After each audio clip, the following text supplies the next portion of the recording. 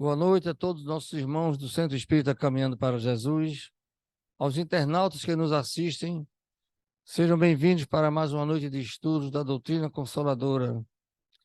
Hoje nós temos a satisfação de contar com a presença do nosso irmão Taua Gomes, que é da Casa dos Humildes, mas também faz parte da nossa casa. Ele vai falar sobre Eurípides Barçanufo, o apóstolo da caridade. Um grande vulto da doutrina espírita que se destacou sempre com sacrifício, todo apóstolo sofre, mas deixou um legado de um trabalho profícuo, divulgando a doutrina dos espíritos. E assim vamos iniciar os trabalhos, elevando o pensamento ao Criador, nos harmonizando com a espiritualidade amiga da casa, para que possamos ter uma noite de luz, de aprendizado, de reflexão, mercê das palavras do nosso irmão Taua Gomes, que seja iluminado, intuído para nos trazer uma mensagem consoladora, alvissareira, e que renove o nosso interior para a glória do Pai e para a nossa felicidade. E em prece, passo a palavra ao nosso irmão Taua para que nos traga a sua mensagem. Muita paz.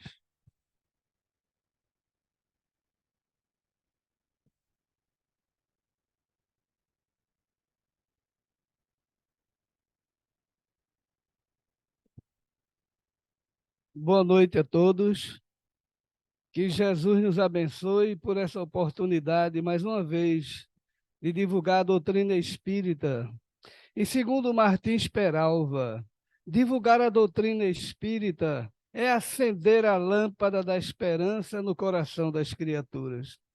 Todas as vezes que eu tenho a oportunidade de divulgar essa doutrina maravilhosa, a primeira lâmpada que acende é na intimidade do meu coração, e meu coração fica em festa, porque, segundo André Luiz, toda reunião espírita é um banquete de luz. E feliz daquele que aqui se encontra, conectado com nossos guias espirituais, conectado com a falange de espíritos trabalhadores dessa casa, que nesse momento, como uma colmeia, chegando junto de cada um de nós, ajudando, aproveitando as energias de cada um de nós para fazer um trabalho do bem aqui na Terra.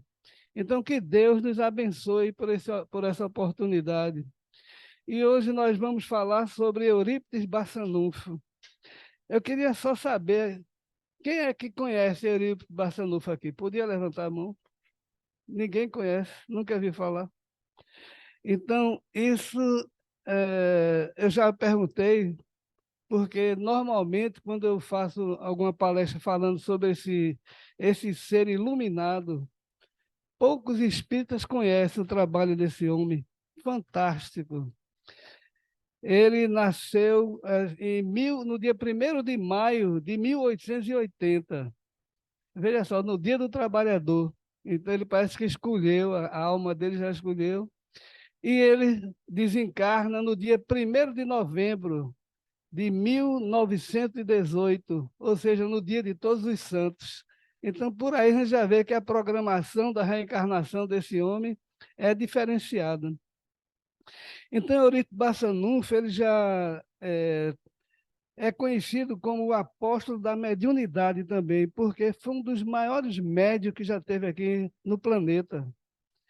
Nós vamos ver aqui as pessoas que ele se comunicou, os espíritos que ele se comunicou. É uma imensidão de espíritos, cada um mais evoluído do que o outro, e ele recebia psicografia. Ele tinha o dom da mediunidade. Nasceu numa família pobre, lá em Sacramento.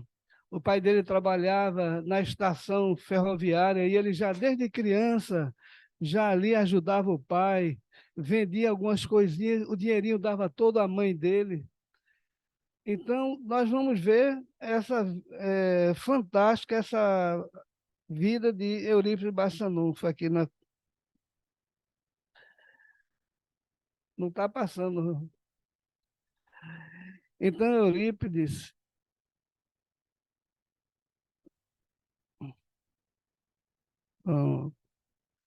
Então, algumas encarnações, reencarnações de Eurípides Barçanufo, nós vamos ver para a gente ter uma ideia de quem foi ele. Ele foi, uma encarnação dela, uma das mais antigas, era aquele escravo Rufo, que deu sua vida por Jesus, por não querer negar que ele era cristão. Esse escravo foi amarrado nos cavalos, todos nós conhecemos essa história. Foi arrastado por conta de ele não abrir mão de ser cristão. Então já era uma encarnação desse ser maravilhoso. Ele foi também discípulo de Inácio de Antioquia, na antiga era cristã. Quem foi Inácio de Antioquia também? Quando Jesus colocou aquela criancinha no colo, os apóstolos perguntaram: Mas, Senhor, o que é que nós fazemos para entrar no reino do céu? Ele pegou aquela criança, botou no colo. Essa criança era Inácio de Antioquia. E disse: Aquele que se assemelhar a essa criança, que não se assemelhar a essa criança, não entrará no reino do céu. Então ele utilizou Inácio. 4 anos depois que Jesus tinha sido crucificado, Inácio também ficou órfão, porque os pais dele morreram. E ele estava passando fome, uma dificuldade grande. E ele lembrou-se dos apóstolos de Jesus e ele saiu para encontrar Maria, mãe de Jesus, que tinha recebido um pedaço de terra em Efésios, e ali estava com João Evangelista, aquele apóstolo de Jesus, que disse: Mulher, este é teu filho, filho, esta é tua mãe, para o próprio João Evangelista. E naquele momento Inácio procurou, entrou, João estava orando no entardecer, naquele sítio maravilhoso, e aquela mãozinha toca nas pernas de João. Ele olha, era aquela criança com olheiras, magro, era Inácio de Antioquia, pedindo ajuda. Ele leva para Maria e pede para que Maria cuidasse de Inácio, e assim foi feito. Inácio foi criado no meio dos apóstolos e tornou-se um dos maiores oradores do cristianismo na época. Ele jovem, ao ponto de ele falar tão bem do cristianismo que ele foi preso, levado para o posto de Hóstia, em Roma, e lá ele, quando desceu daquele navio de madrugada, Inácio, para ser sacrificado no dia seguinte, o guarda olhou ele sorrindo, porque ele viu aqueles mármores bonitos de Roma, que ele nunca tinha visto aquela cidade maravilhosa. E ali, amarrado, foi andando, sorrindo, o guarda deu uma bofetada e disse: Por que está rindo, miserável? Tu que vai morrer hoje à tarde na boca dos leões. Inácio caiu, enxuga o sangue na boca e diz: Eu estou sorrindo da beleza dessa cidade. E você, um homem bruto, como agora me espancou, é merecedor de uma cidade dessa. Então me leve logo, que eu quero me encontrar com a cidade maravilhosa espiritual que me aguarda. E assim Inácio foi, no final da tarde, foi levado com vários cristãos para ser comido pelos leões daquela tarde. E ali ele cantando hosannas ao Senhor pela oportunidade de dar a sua vida, se ajoelha, e os leões de 15 dias com fome foram abertas as jaulas, e os leões começaram a triturar aqueles cristãos todos. E nasce ajoelhado, depois de um certo tempo que ele não teve noção, ele abre os olhos, vê os leões todos saciados já, com o resto pedaço de pessoas. Nenhum leão tocou nem Inácio. E ele disse: Mas, Senhor, por que me poupaste, Senhor? Por que me poupaste? Nesse momento, um anjo se apresenta a ele e diz: Inácio, Inácio, morrer na boca do leão é fácil. Tu vai ficar até os últimos dias da tua vida recebendo as unhadas, as mordidas dos próprios amigos cristãos que te acompanham. E assim foi. Então, Inácio era um ser muito elevado, e Eurípides Barçanufo foi realmente um discípulo de Inácio já naquela época. Então, nós estamos vendo a bagagem espiritual desse ser maravilhoso. Então, ele também foi, depois, João Gaspar Lavater, que ele foi um amigo do educador Pestalozzi, porque ele já tinha uma história futura de professor, como nós vamos ver aqui mais na frente. Então, a chegada dele, como nós já falamos, nasceu no dia do trabalho, né, 1º de maio, e desencarnou no dia 1º, dia de Todos os Santos, que a gente sabe, né, de novembro, dia 1º de novembro.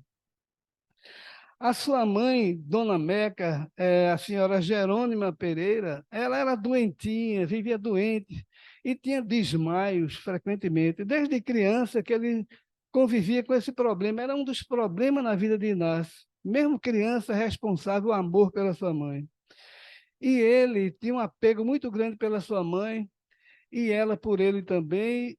E Inácio começou estudando logo cedo, alcançando notas maravilhosas no colégio, ao ponto de um dia o pai de Inácio receber um recado, o professor pedindo que ele fosse no colégio.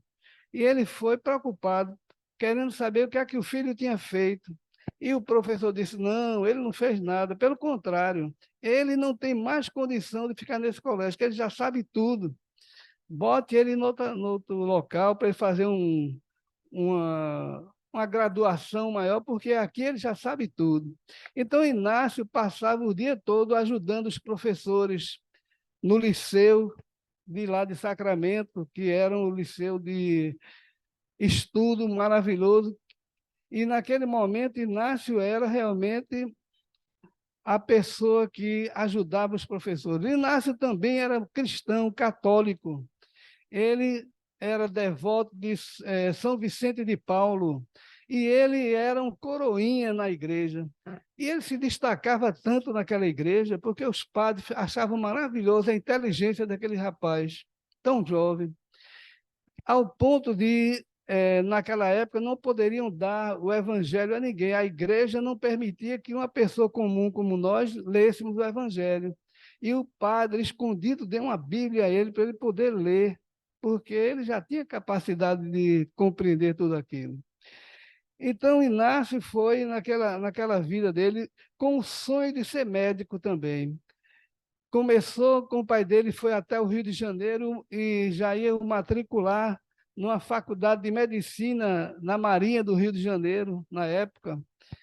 E ele já estava tudo certo para voltar, já depois no início da faculdade, ele voltar já para fazer a graduação dele. Mas quando a mãe dele soube que ele ia viajar, ia se ausentar, ia para o Rio de Janeiro, ela teve um desmaio. E o que é que ele fez? Ele já estava com a mala para ir viajar para o Rio de Janeiro, ele desfez a mala e desistiu de ser médico para poder ajudar a sua mãe. E ali ele tinha, naquele local, assim, o pai dele, que tinha algumas casinhas para alugar nessa época já, esse senhor Ormênio, ele era homeopata e levou vários livros de homeopatia. Inácio, jovem, começou a ler aquele livro e, com pouco tempo, já dominava toda essa ciência, ao ponto desse senhor Ormênio deixar para ele dar alguns livros, porque ele já tinha uma capacidade imensa de compreender a homeopatia. E ali ele começou a trabalhar, ajudando as pessoas com remédios homeopáticos, fazendo uma farmáciazinha que dava de graça muitos remédios. Ele tinha uma mediunidade tão grande nesse trabalho que mais na frente ele foi tendo o acompanhamento de Bezerra de Menezes para passar as receitas médicas para as pessoas. Ele também teve um momento de jornalismo, né, criando esse jornal, a Gazeta de Sacramento. Depois também ele foi trabalhar como político, devido muita gente chamar ele. Depois de tanta relutância, ele, em 1903, ocupando então 4 postos, ele estava como lá discípulo na Igreja Católica Coroinha, ele era, a farmácia e os ensinos que ele dava também no colégio, e agora esse trabalho maravilhoso que ele estava fazendo de jornalismo também. Então, Inácio, católico fervoroso, como nós já falamos, coroinha da igreja, tudo isso nós já falamos, de Vicente de Paulo.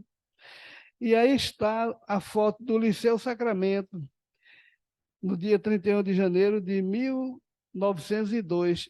Ele já era fazia parte dessa diretoria desse colégio já. Está aí a foto dele, ele junto dessa senhora, de bigodinho, porque todos os dois têm bigode, mas é do lado direito da mulher, né? Diretoria do liceu, ele já era lá um dos destaques. Ele tinha o tio, o irmão da mãe dele, de Dona Meca, que morava numa fazenda próximo, 18 quilômetros de lá de Sacramento. Ele era um homem simples, do interior, e quando ele viajava para Sacramento, saía da fazenda Santa Maria para Sacramento para comprar algumas coisas, Eurípides pedia à mãe dele: mãe, bote a cama do meu tio hoje aqui, para ele dormir no meu quarto, porque o tio dele era espírita e ele tinha o maior preconceito. Conforme o preconceito era muito grande com a doutrina espírita naquela época, muito mais do que hoje, nós ainda encontramos muito preconceito. E esse tio dele era espírita, tinha um centro espírita lá nessa fazenda Santa Maria. E quando ele foi, numa dessas vezes que ele foi fazer compras lá em Sacramento, a mãe colocou realmente a cama no quarto de Eurípides Barçanufo. E Eurípides começou a doutrinar o tio dele. Mas, tio, saia desse negócio. Espiritismo não é religião. E começou aquela conversação. E o tio dele, analfabeto, disse: olha, Eurípides, eu não tenho condição de discutir com você. Você é um jovem inteligente, tem razão em muitas coisas, mas eu pedi um livro a um amigo e ele me deu esse livro. Está aqui esse presente, o livro chamado Depois da Morte, de Leon Denis. Um livro espetacular que eu aconselho vocês lerem também. Muito bom esse livro de Leon Denis, um dos livros dele. Eurípides, naquela noite que estava conversando com o tio dele, tentando doutrinar o tio, parou de doutrinar e começou a ler aquele livro. E quando ele abriu, foi uma pancada no coração de curiosidade, de resposta, de tudo aquilo que ele queria, porque a doutrina espírita tem essa possibilidade. Eu me lembro que eu passei muito tempo, sem me comparar a Eurípides, é claro, mas eu passei muito tempo resistindo. E passava na minha prancheta, eu trabalhava numa empresa aqui em Olinda, e eu, na minha prancheta de desenho, o meu amigo vizinho tinha um livro chamado Obras Póstumas, de Allan Kardec. E eu comecei a ler, que eu não gostava nem de ler livro nenhum, mas comecei a ler um livro de um padre, O Poder do Pensamento. Eu li esse livro muitos anos atrás. Aí terminei o livro pequenininho, tive vontade de ler outro, passei em cima da prancheta, perguntei: esse livro é teu? Perguntei ao meu amigo. Obras Póstumas de Allan Kardec. Ele disse: olha, esse livro, isso aqui é o pai do Espiritismo. Diz que quem lê isso morre, acontece problema, tanta coisa. Não lê essa obra que está aqui, eu ganhei, nunca li. Eu disse: é essa que eu quero. Eu, com 30 anos, queria uma novidade, porque eu buscava realmente algo que preenchesse meu coração. Então, quando eu comecei aquele livro, eu imagino o coração de Eurípides quando viu a primeira obra espírita, porque é isso que acontece com a gente. Quando a gente começa a ler, tem um contato mais profundo e você lê, você vê as respostas sendo trazidas para você de acordo com aquela leitura. Então, aconteceu com Eurípides. O dia amanheceu, quando o tio senhor acordou, Eurípides ainda estava lendo no final do livro, o livro todo, que é um livro grosso, o livro de Depois da Morte. E ele, nesse dia, o tio dele disse que, pelo olhar de Eurípides, eu já vi que ele tinha mudado, depois de ele ter lido esse livro. E assim foi, Eurípides ficou pensando e passou o resto da semana lendo e relendo aquela obra, e resolveu ir lá na fazenda Santa Maria, porque o tio havia convidado ele várias vezes para assistir uma reunião mediúnica. E ele disse: não, eu vou, mas não vou avisar nada. Pegou um amigo dele, convidou, botou no cavalo, cada um no seu cavalo, 18 quilômetros de Sacramento até a fazenda Santa Maria. Quando chega lá na hora da reunião, que ele sabia o horário do sábado à tarde, o centro estava lotado, porque a comunidade ali, todinha daquele lugarejo, ia assistir aquela reunião. Mas quando ele entra, tinha 2 cadeiras reservadas. O centro lotado, mas tinha 2 cadeiras. E ele olhou para aquela cadeira e o tio dele disse: pronto, Eurípides, está aí, porque avisaram que a gente ia receber 2 pessoas. Então, Eurípides já ficou com a pulga atrás da orelha. Disse, quem avisou? Será que isso é verdade realmente? Então, Eurípides começou ali mentalmente dizendo, bem, se é verdade que nós temos uma vida eterna, se é verdade que nós nos comunicamos com os mortos, se é verdade que a reencarnação existe, que agora, nessa reunião, isso ele pensando, inteligente que ele era, que venha nesse momento João Evangelista me dizer, explicar sobre a bem-aventurança de Jesus, porque é o único problema que eu não aceito, eu não compreendo a bem-aventurança de Jesus. A bem-aventurança de Jesus, se alguém te bate na face direita, dá à esquerda. Se alguém te convida para dar um passo, dá em 1000 passos. Então, ele achava impossível a pessoa fazer tudo isso.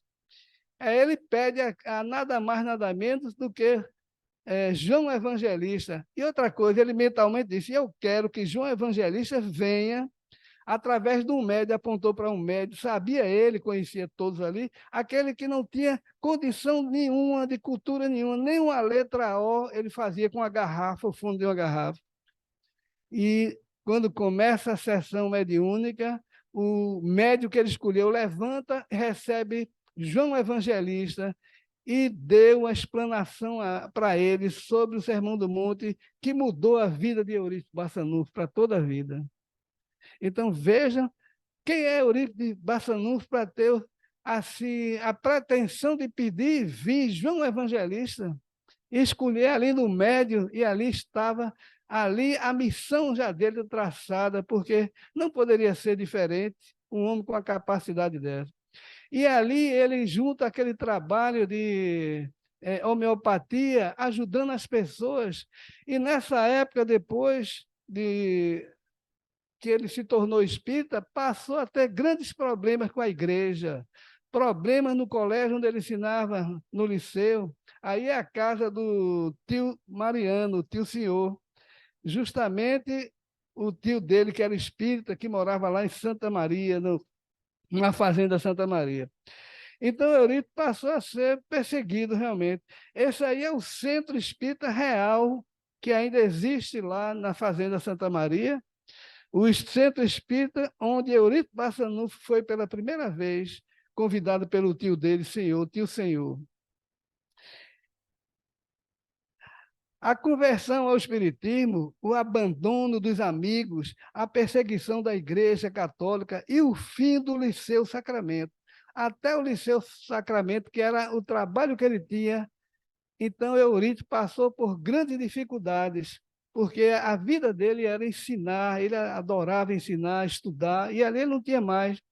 Foi quando ele começou a receber as mensagens de Bezerra de Menezes, e às vezes ele recebia toda madrugada, ele ficava psicografando, fazendo as receitas médicas, porque os espíritos já mandavam para ele fazer aqueles tipos de remédio na homeopatia.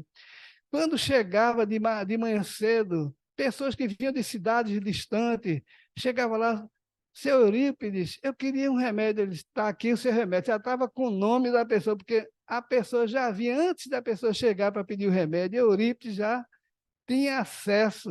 Os espíritos já diziam a ele, fulano de tal está vindo aí agora, e o remédio dele é esse. Ele já entregava às pessoas. E assim ele foi ficando conhecido nesse momento. Eurípides, ele ensinava aos alunos, e os alunos já conheciam ele, a mediunidade dele era tão grande que ele estava na sala de aula e ele avisou aos alunos, olha, se eu parar, ficar estático assim, não fiquem com medo, façam silêncio, porque daqui a pouco eu volto. E os alunos já sabiam. Quando começava a aula, que ele estava dando aula, de repente Eurípides parava, ficava calado, os garotos diziam, eita, o professor já foi embora, porque já sabia que o professor saía. E ele saía, ele ia a quilômetros de distância, a cidades longas, e lá ele se materializava, o corpo dele ficava na sala de aula estático, e o espírito dele, o perispírito, ia lá naquela cidade, ele, bilocação se chama, ele incorporava lá um corpo, se materializava, fazia cura nas pessoas e voltava. E assim aconteceu várias vezes com Eurípides Barçanufo. Então, depois de tudo isso, que ele perdeu o colégio, ele estava na dificuldade, certa vez ele viu uma luminosidade imensa em cima de uma árvore perto da casa dele. Ele estava muito angustiado porque não tinha trabalho, na dificuldade. E ele viu aquela luminosidade tão grande e era Nossa Senhora, a mãe de Jesus. Veja a capacidade de Eurípides. Um homem humilde, um médio por excelência, e Nossa Senhora deu, ele funde uma escola e deu a missão dele fundar a escola de Allan Kardec, né? Colégio Allan Kardec. Esse aí já é anos depois, quando cresceu, mas começou na casa dele, ele ensinando alguns alunos que era realmente do liceu antigamente, que o liceu fechou, não tinha como ensinar as crianças. E ali, de repente, cresceu num passo de mágica realmente, e se tornou um colégio maravilhoso, onde ele dava aula a muitas pessoas totalmente de graça. Ainda existe esse colégio lá em Minas Gerais, lá em Sacramento. A tarefa mediúnica inigualável de Eurípides Barçanufo começa. Eu estava falando sobre isso, ele estava na sala de aula e o professor disse: o professor já foi embora. E ele, certa vez, estava na sala de aula e saiu, os garotos disseram: o professor já foi embora.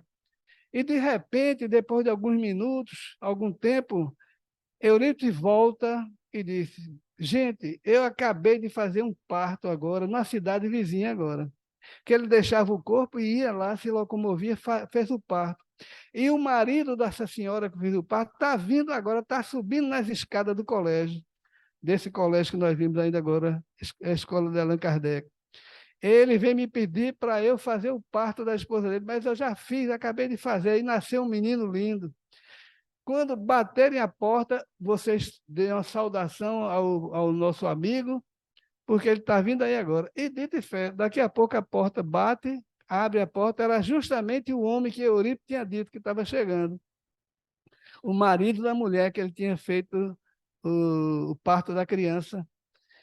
Eurípides, por favor, desde de ontem à noite eu vim a cavalo de longe dessa cidade. Minha mulher não consegue dar luz. Eu preciso que você vá lá. Ele disse: homem, volte que eu acabei de fazer o parto da sua mulher.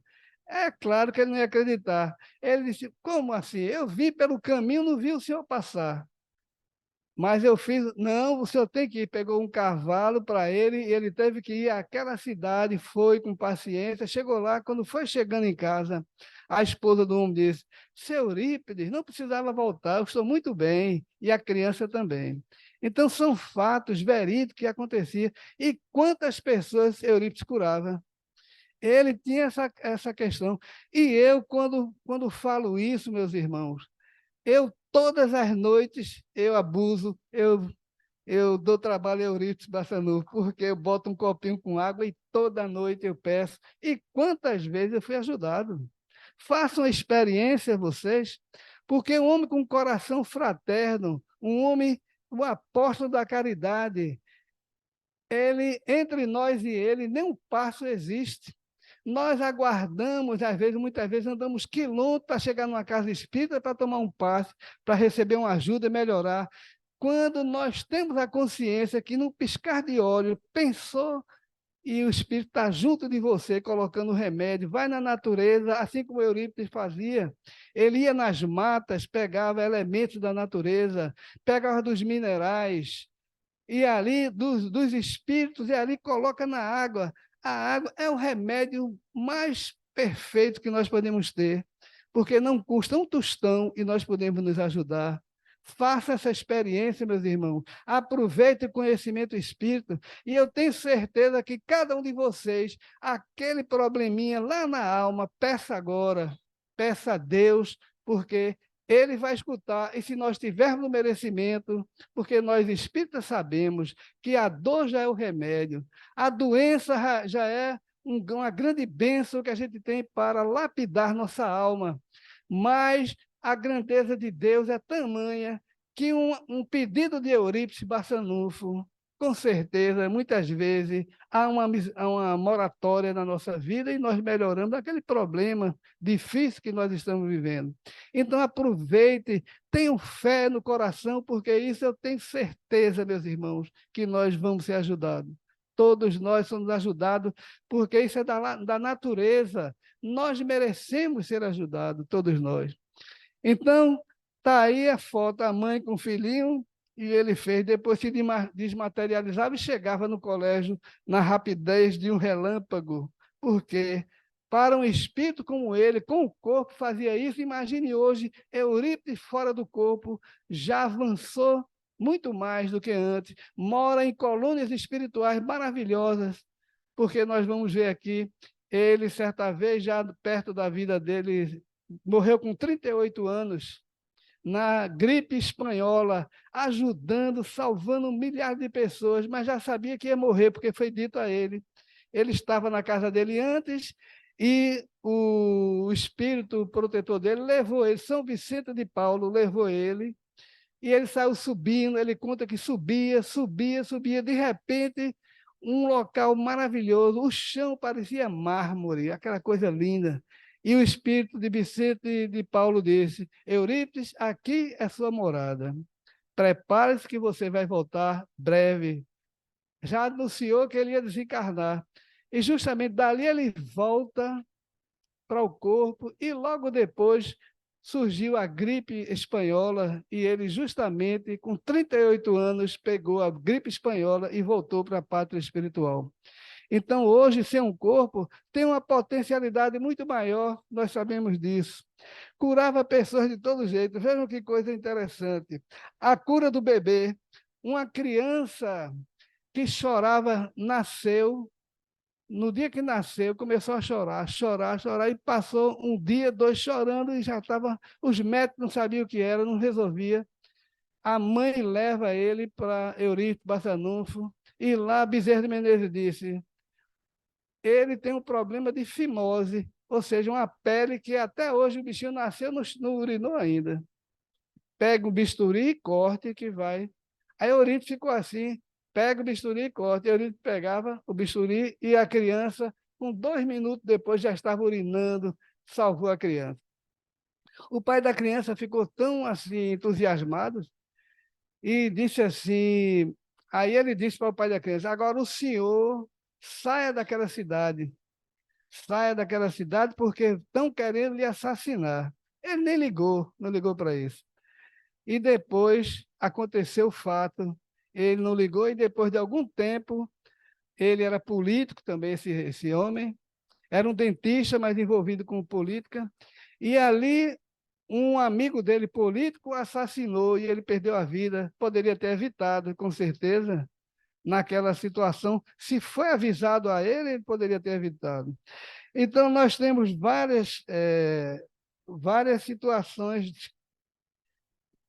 O espinho no olho. Esse é interessante. Um trabalhador entrou pelo mato, aquele espinho de ubaúba, que é um espinho ferrenho mesmo, entrou no olho. Era um espinho tão grande que os médicos não conseguiam tirar, não conseguia.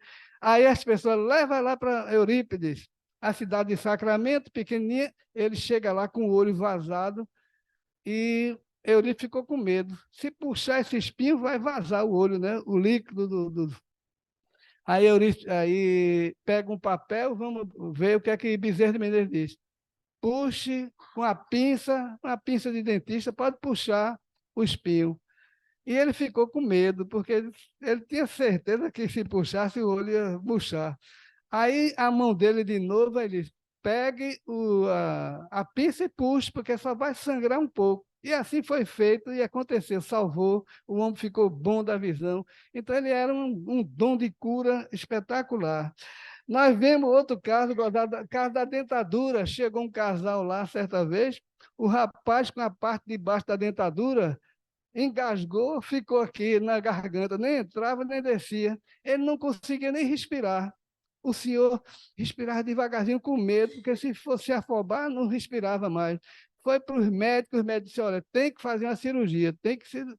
E ele, sem condição e com medo, vamos lá em Eurípides. Chegou lá, Eurípides olhou assim, mandou ele sentar numa cadeira, Bezerra de Menezes orientou, puxe, com a pinça vai tirar. Porque os médicos. Aí, quando Eurípides pega a pinçazinha para tirar, a mulher disse, mas não vai dar certo. Os médicos pegaram alicate, pegaram um bocado de coisa, não conseguiram, como é que você vai tirar com a pinça? Deita aí, bota a cabeça para trás. E lá ele puxou, saiu, o homem nem tossiu nada, saiu como saiu um papel da boca dele. E o homem ficou bom. Então, são fatos verídicos que aconteceu com Eurípides. Uma dramática premonição, já falei sobre isso, que é o assassinato daquele rapaz. O aluno que queria ver para crer. Dentro do colégio, as pessoas ficavam vendo, porque sabia que Eurípides saía do corpo. E tinha um aluno que ele era um trabalhador que limpava o colégio também, e quando Eurípides passava, ele ia devagarzinho olhando para ver onde Eurípides ia, né? E Eurípides estava deitado ele no pátio, debaixo de uma árvore, assim, de olho fechado, dormindo. Aí, quando ele foi passando, escondido para ver o que Eurípides ia fazer, aí depois Eurípides passou por ele e disse, meu filho, você está andando feito um gato devagarzinho. Ele estava dormindo, mas viu. Eu acompanhei você, toda a sua trajetória aqui no colégio, me procurando o que eu estava fazendo. Aí, então, ele tinha esse poder de ver o que acontecia. É maravilhoso o trabalho dele. Espíritos que se comunicaram pela mediunidade de Eurípides Barçanufo. Só isso aqui, meus irmãos, eu acho que é até mais do que Chico Xavier. Porque, vejam só, Maria de Nazaré, Santana, Irmã Celina, Maria Madalena, João Batista, João Evangelista, Pedro, Tiago, Mateus, Marcos, Lucas, Felipe, Paulo, Martinho Lutero, Anjo Gabriel, Anjo Ismael, Orígenes, São Jerônimo, Santo Agostinho, Giordano Bruno, e por aí vai, Sócrates, Platão, tudo isso confirmado, psicografia que ele recebia. Então, quem é Eurípides Barçanufo? Quem era Eurípides Barçanufo nessa época também, para receber todas essas entidades de maneira maravilhosa, trazendo para todos nós essa condição inigualável de coração bom e caridoso.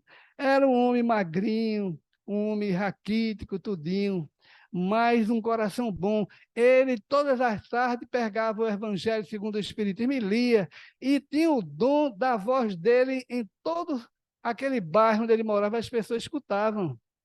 Aquela voz, vinha não sei de onde, aquela voz de Eurípides Barçanufo. Então, nós vamos vendo que ele é uma criatura maravilhosa. Tem um médium aqui em São Paulo, jovem médium, que recebeu uma psicografia dele que eu acho maravilhosa. Isso fazem, na verdade, 11 anos essa mensagem que esse médium, nós vamos ver no final, o médium.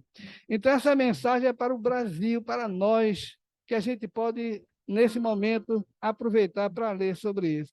Pátria bem-amada, ouvi o meu canto de gratidão. Teus umbérrimos, é uma linguajar do tempo de Eurípides ainda, né? Mas sustentam a vida. Tuas planícies ubernosas festejam a natureza em corolas perfumadas e multicoloridas. Mas se os teus recursos naturais enchem-nos de admiração, é o povo, especialmente, que desejamos exaltar. Brasileiros, filhos desta nobre nação, ante as lutas da vida, apresentai-vos intrépidos. Nós sabemos a grande missão do Brasil, meus irmãos, e muitas vezes a gente fica desesperado com a situação que nós vivemos, com a situação do mundo, mas é nessa hora que alguém diz, e você não é espírita, quando eu estou, às vezes, falando sobre a situação, aperreado com uma coisa ou outra, porque nós ainda não incorporamos, na verdade, esse conhecimento que a doutrina espírita nos traz. Jesus escolheu o Brasil para trazer lá da França a doutrina espírita, que vem com a missão de transformar a Terra. E nós ainda achamos que o Brasil vai mal, vai mal, vai mal. Vai chegar a hora que vai se levantar, pode ter certeza. Isso aí é uma missão que não pode ser negada. O Brasil veio para isso, para trazer. Veja o território do Brasil, lugar nenhum do mundo, ninguém conseguiu manter a terra. Houve invasão, tomada de terra. Quem foi que tomou terra do Brasil? Ninguém. até hoje estão aí intactos. Isso aí já é realmente uma maneira da gente observar a missão do Brasil. No panorama político, alguém recorda: a corrupção nos açoita como látego cruel a fazer correr o sangue das multidões.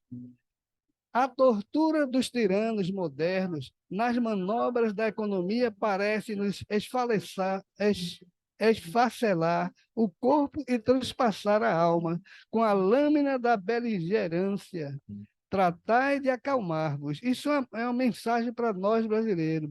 Uma pátria verdadeira não se constrói sem suor e lágrimas. Um Brasil legitimamente nacional é construção de todos nós. Um Estado que sirva à humanidade e dela recolha representantes da honestidade e do patriotismo real é sonho que se sonha na coletividade. Espírita brasileiro, oferecei vossa contribuição ao Brasil, trabalho honesto, vivência dos valores cristãos no lar, respeito às diferenças, misericórdia para os falidos, educação, cortesia, gentileza, amizade, fé racional. Tudo isso a doutrina espírita nos ensina.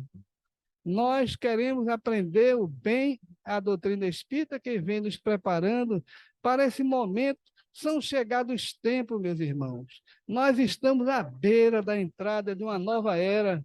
E quantos espíritos estão reencarnando hoje na Terra, já trazendo missão de transformar o nosso planeta para melhor. E nós vamos ver a mentira cair aos pés e a verdade se implantar, porque a verdade por si só se estabelece na vida de todos nós. E a doutrina espírita é verdade. A doutrina espírita é o consolador prometido por Jesus. Jesus que veio antes, trazendo, já construindo a terra, através de milhões de anos, preparando este berço para receber as gerações que estão aqui de espíritos. Muitos já vieram aqui. Nós já viemos aqui na primeira fase, no mundo primitivo, no tempo das cavernas. Nós somos reencarnacionistas. E depois nós atravessamos essa transição, passamos para mundos de provas e expiações, e agora está nos últimos dias de mundos de provas e expiações. Em 2057, segundo o cálculo que disseram aí, através de Chico Xavier, o planeta vai ser um planeta regenerado. E a gente diz, mas eu não vou ver. Quanta gente eu digo isso, eu vou morrer, não vou ver. Mas a morte não isenta você de ver nada. Pelo contrário, você vai ver de uma maneira mais clara, vai ver os dois lados da moeda. Porque ninguém morre e todos nós estamos aqui. Porque para quem viveu na terra, em meio aos sofredores, e somente frias dores do mundo ingrato colheu, o frio beijo da morte é um beijo de liberdade, é um raio de claridade que vem do alto do céu. A vida terrena é a noite que precede as madrugadas, das regiões aureoladas de amor, de verdade e de luz, sem paradoxo, portanto, o gozo é o próprio martírio que se fez excelso lírio na devoção de Jesus. A morte é a deusa celeste, da vida da plenitude, que a alegria da virtude fez linda desabrochar. Seu beijo é um raio de luz do debaldar das alturas, que nas noites de amargura as almas vêm despertar. Essa poesia de Casimiro Cunha, que vem trazer para todos nós realmente o que é a morte através dessa poesia, O Beijo da Morte, que eu gosto muito e repito muitas vezes, porque quem tem medo da morte, eu dizia que não tinha medo da morte. Quando algum palestrante perguntava quem tem medo da morte, levanta a mão, eu resistia, eu tinha certeza que não tinha medo da morte. Mas passei por situações na minha vida que vi a morte próxima em UTIs, que eu fiquei com 2 infartos que eu tive já na minha vida, e eu vi que eu tinha medo, não, eu tinha muito medo de morrer, porque eu via todo dia sair um defunto daquela enfermaria, e quando chegava aquele rabecão, aquela maca que ia para pegar uma pessoa, que fechava a cortina, quando o rabecão entrava na UTI, eu já tremia, eu dizia, aí é para mim agora. Mas graças a Deus, estou aqui contando a história. Então, tenho medo de morrer? Tenho sim, por que não? nós temos a consciência da beleza que é uma vida física, e nós, quanto mais pudermos estar aqui, nós vamos aceitar as condições, por pior que seja, porque tudo passa na vida da gente. O pior problema vai se acabar, meus irmãos, pode ter certeza. E a gente vai ver que a morte é um renascer, por isso eu falo muito na morte, e a doutrina espírita também. Entendimento correto do Espiritismo, pureza doutrinária, isso está ao nosso alcance. Um Brasil melhor começa com o nosso compromisso de bem viver. A violência assusta e enche-nos de indignação. Os hospitais públicos fazem pensar aos desavisados que Deus esqueceu-se dos pobres e desesperançados. As escolas em território nacional abandonadas, muitas miseráveis, outras fazem crer aos olhos meramente materialistas que o povo está desamparado. Isso tudo é Eurípides Barçanufo, numa psicografia maravilhosa, recente, 11 anos atrás, ele vem trazendo para todos nós. Ainda vivemos o pesadelo dos exploradores, mas a nação composta por almas devotadas sonhará com a liberdade das amarras do poder, e a responsabilidade fará surgir um novo grito em cada um de nós. Sois soldado do Cristo, apresentai-vos vossa arma, a inteligência, vosso escudo, a fé, vosso elmo, a oração, vossa lança, o trabalho, vossa luta, a renovação moral, vosso comandante, Jesus, vossa musa, a verdade. Então, ele encerra essa psicografia maravilhosamente. Quando em vossos reflexos mais profundos sobre a pátria que vos acolhe, olhai para o alto e sabei de páramos de glória, o Cristo contando convosco guia o Brasil. Jesus é o nosso governador. Este médium maravilhoso, cristiano, Emanuel Cristiano, lá de São Paulo. Quem quiser, entre no Google, veja. É um rapaz jovem, mas preparadíssimo, recebeu essa psicografia e é uma pessoa responsável. Não é uma psicografia de algum aventureiro, é uma psicografia que tem consciência e vem trazer uma mensagem belíssima para todos nós que estamos aqui nesse momento de transição, graças a Deus, porque nós escolhemos. Nós somos aqueles que renegamos o Cristo e é chegada a hora de reconhecê-lo como divino pastor. A felicidade está ao nosso lado e nós ainda não vimos. Ela está nas coisas simples, porém fundamentais para a nossa sobrevivência, como o ar que respiramos agora, o alimento que nos mantém vivo, o movimento do nosso corpo, o choque das criaturas no dia a dia, aquela mala sem alça que ficou em casa dizendo: eita, ele foi fazer uma palestra hoje de novo, mas não muda, porque os espíritos, meu guia, sempre brinca, diz tal, sempre o mesmo tal. Não precisa de obsessor, você por si só se basta. Então, os espíritos dizem isso para mim, que eu não preciso de obsessor, eu por mim só me basto. Por quê? Porque a gente quer ganhar o céu do dia para a noite, e não é assim, meus irmãos. Se amar como a gente é, porque melhor do que eu fui, eu tenho certeza que sou, e vocês também, porque é da lei do progresso, ninguém pode evitar isso. E amanhã vou ser melhor do que hoje, porque é da lei do progresso também. E quando nós despertarmos no mundo espiritual, quando a morte nos levar, a morte que não leva ninguém, a morte abre as portas, nós olharmos para dentro de nós e saber quem eu sou de tantas encarnações que eu vivi, ver no topo de uma montanha o que eu fiz, o caminho que eu andei e o caminho que eu tenho que andar, dá uma fé inabalável, e a gente volta, feito minha neta, que eu vou terminar contando uma historinha aqui. Alguém aqui já deve ter escutado, mas eu achei fantástico. Minha neta com 4 anos, tem um irmão chamado Ícaro, ela é Valentina, e Ícaro, o meu irmãozinho dela, vem com um prato de comida de noite, pula no sofá para ver televisão, pulou em cima do computador do meu genro, espatifou o computador. Meu genro jovem, forte, com a voz metálica: Ícaro, Ícaro, você quebrou meu computador. Ícaro com medo, com o pratinho na mão. Ícaro, às vezes, chega, pulava assim, gritando com o garoto. Aí Valentina toca nele. Papai, papai, calma, papai. Respira profundamente. Valentina, com 4 anos, ele impactou, estava nervoso, ficou calmo, arregalou o olho. Disse, quem lhe disse isso, menino? Papai, respire assim. Eu me lembro do rostinho dela, porque eu faço isso quando eu estou nervoso em casa, eu me lembro de Valentina. Então, veja as crianças que estão vindo. Aí, mas quem foi que disse? Eu faço assim, papai. Saiu, foi comer também. Chegou de noite, minha filha disse que chamou o marido dela e foi os dois lá no quarto. Valentina, me conta essa história. Quem foi? Você viu isso aonde, minha filha? Quem disse para você? Foi na televisão? Foi no computador? Não, mamãe, foi da cidade de onde eu vi para ensinar a papai que ele não pode fazer isso com os filhos. Veja só, uma criança de 4 anos, quem são essas crianças? São aqueles que falharam como nós, que viveram e desencarnaram e viram do outro lado. Eu tenho certeza que a gente, com pouco tempo no mundo espiritual, a gente vai ter tanta fé, vai voltar já impregnado dela. Esquece, mas vem uma turbinada em cada um de nós. Então é isso, meus irmãos, que Deus abençoe cada um de vocês.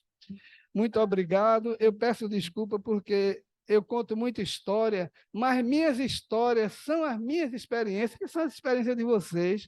Desafio qualquer um me ver numa tribuna espírita, me elogiar em nada, porque eu sei que nada sou. Eu sei que estou aqui engateando e, graças a Deus, assino minha sentença aqui mais uma vez, porque nem tudo que eu venho pregar eu faço, meu irmão. Que Deus me abençoe e abençoe vocês também e tenha misericórdia de mim, que eu saia daqui e amanhã consiga melhorar cada vez mais. Que Deus nos abençoe. Muito obrigado pela oportunidade. Obrigado, Tal, pela bela história, verdadeira. E isso nos remete a uma reflexão.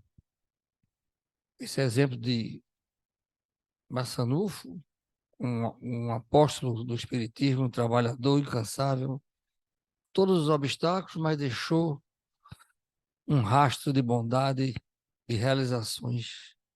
É um exemplo para que nós nos espelhemos, dentre tantos outros, mas é um vulto da doutrina dos espíritos aqui no Brasil. Então, eu pedi ao nosso irmão Paulo Cartejano para que faça a nossa prece de agradecimento. Gente, eu disse a vocês, bote um copinho com água e peça, seu anjo da guarda. Peça, porque é o maior benefício que o espírita pode ter. Porque com essas consultas caras aí, remédio caro, a gente tem o remédio melhor do universo tá aqui. É isso que a gente deve fazer. Boa noite, irmãos. Vamos elevar o pensamento, né? Deus, inteligência suprema do universo, amado Mestre Jesus, governador espiritual do planeta, caminho, verdade e vida, modelo a ser seguido pela humanidade, espiritualidade amiga. Só temos a agradecer por essa aula maravilhosa da noite de hoje, por essas informações tão preciosas, por esses exemplos de vida tão bem colocados aqui, né? Tanto de Eurípides Barçanufo como da pequena Valentina, né? Que a gente possa se inspirar nesses exemplos e colocar em prática, né? Agradecemos também pela intuição que foi dada ao nosso irmão Tawa, pela inspiração, pela assistência, pela atmosfera de paz, de harmonia, de alegria, de união, de entendimento, de renovação, né? E que possamos ter inúmeras oportunidades como essas. Assim, em nome de Deus, em nome de Jesus, e contando com a assistência fraterna da espiritualidade amiga, nós agradecemos e pedimos a permissão para, né, finalizar a primeira parte do nosso trabalho da noite de hoje, devolvendo a palavra ao nosso irmão Luiz Guimarães, para que o mesmo possa encaminhar para a finalização da primeira parte do nosso trabalho. Muita paz. Assim seja. E assim, meus irmãos, concluindo os trabalhos da primeira parte, peço que permaneçam harmonizados e em prece para o passe. Muita paz.